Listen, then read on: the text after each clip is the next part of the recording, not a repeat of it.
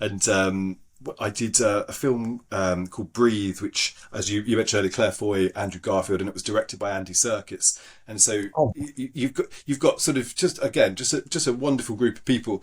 The day that we shot it, or my bit in that, silly things that you're stood there chatting in between takes and as they're doing the set, and it was me, Andrew, and Claire under this sort of, it's like a canopy, like a rain canopy thing, but it just collapsed on all three of us, and just sort of you suddenly felt like you got punched in the head. And I couldn't quite work out what had really? happened.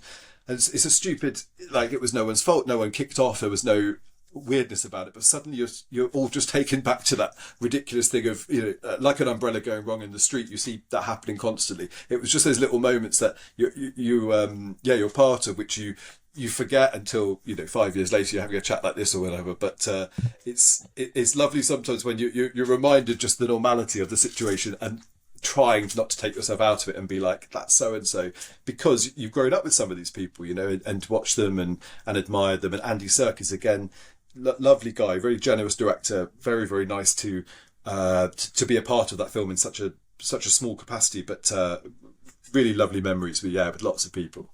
It's in your showreel, and you've got a really funny. Well, I mean, it's kind of darkly comic in the sense of what's happening to the character when he's like, "Can I sit in the front?" And you're like, "Well, we built it for you in the back, so you've got a bit more room." He's like, "But can I sit in the front?" You're like, "I mean, it's an option." Yeah.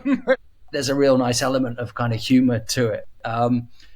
Just going off the back of that, though, Harry, I was going to say, out of all of the kind of well-known actors and kind of crazy big stars you've worked with, what's the best advice they've given you, and have you kind of taken that on? Has that helped kind of craft the way you take on a role, or the way that you look at projects from now on?